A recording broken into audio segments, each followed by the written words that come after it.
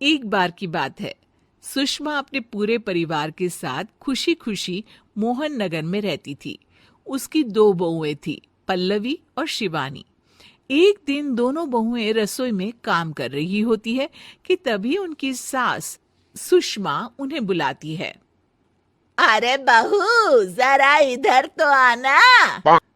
शिवानी, जरा जाकर देखना सासू माँ क्या कह रही हैं। दीदी आप ही देख लो ना जाकर, आपको भी तो सुनाई दे रहा है। अरे मैं आटा गूंद रही हूँ ना, तुम चली जाओ। हाँ तो मैं भी तो सब्जी काट रही हूँ ना दीदी। अरे बहू, जल्दी आओ। ओफो, ये तो जाएगी नहीं।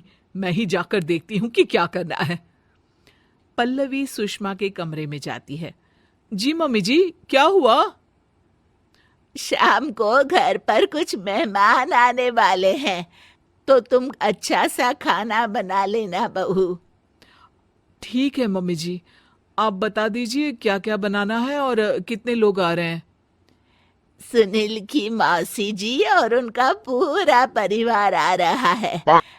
कुल मिलाकर 3 लोग, और हमें मिलाकर हुए 9 लोग। तो अभी से ही तैयारी करना शुरू कर दो। और हाँ, घर की सफाई भी कर देना, हाँ, अच्छे से। जी मम्मी जी, सब काम हो जाएगा, आप चिंता मत कीजिए। पल्लवी शिवानी को घर में मेहमान आने वाले हैं इसके बारे में बताती है। क्या? 9 लोगों का खाना बनाना होगा, घर की सफाई करनी है? बाप रे! सासू माँ ने तो हमें घर की नौकरानी ही समझ कर रखा है। ऐसा नहीं बोलते शिवानी, हम इस घर की बहू हैं और घर के काम करना हमारा फर्ज है। दीदी तो है ही सासू माँ की चमची, जब देखो सासू माँ सासू माँ। मैं तो इतना सारा काम नहीं करने वाली। हाँ। शिवानी कपड़े लेकर गमला साफ कर रही होती है और चक्कर आने का नाटक करने लगती है। मेरा सर चकरा रहा है। तभी वहां पल्लवी और सासू माँ जाते हैं। अरे बहू, क्या हो गया तुम्हें? मम्मी जी, बहुत तेज सर में दर्द हो रहा है।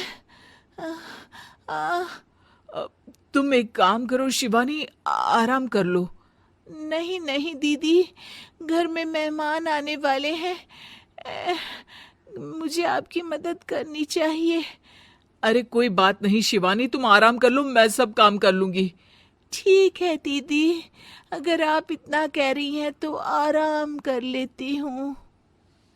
शिवानी आराम से अपने कमरे में मैगजीन पढ़ रही होती है।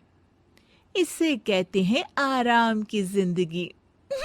इतना सारा काम। चलो सारा काम खत्म हो गया, शिवानी को देख आती हूँ।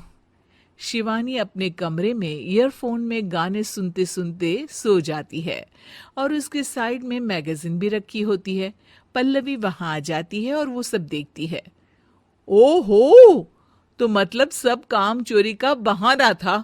अभी बताती हूँ इसको। घर का सारा काम मुझे करना पड़ा और ये महारानी यहाँ मैगजीन पढ़ रही है, गाने सुन रही है। पल्लवी रसोई से एक प्लेट और चम्मच लेकर आती है और शिवानी को थाली बजाकर उठाने लगती है। शिवानी अचानक से उठती है। उठ गई महारानी, गाने भी सुन लिए, मैगजीन भी पढ़ ली। तुम तो बहुत बड़ी झूठी निकली शिवानी। तुमने सर दर्द का बहाना बनाया ताकि काम करने से बच सको। हाँ बनाया बहाना, तो क्या करती, इतने सारे काम करती। मुझे कोई शौक नहीं है चापलूसी का। क्या? चापलूसी?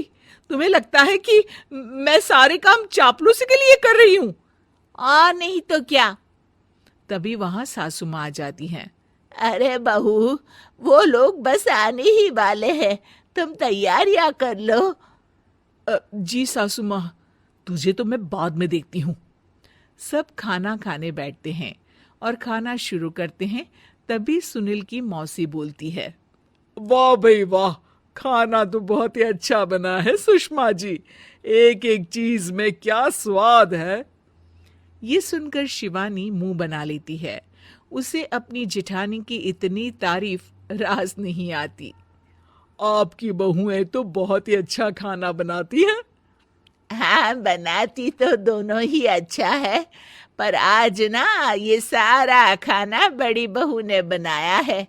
छोटी बहू की तबीयत ठीक नहीं थी, सो इसलिए। मानना पड़ेगा सुषमा जी, आपकी बड़ी बहू तो बहुत ही गुणवान है।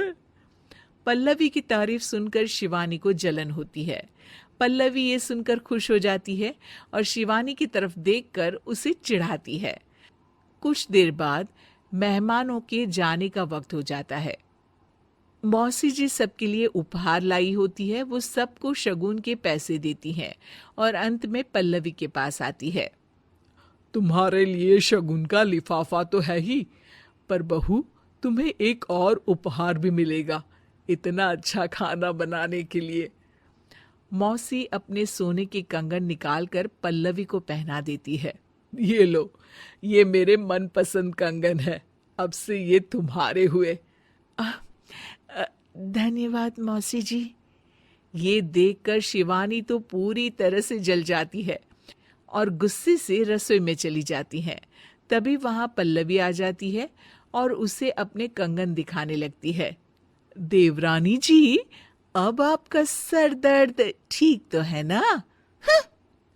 मुझे लगता है कि अब सर दर्द शुरू हो गया होगा आपका।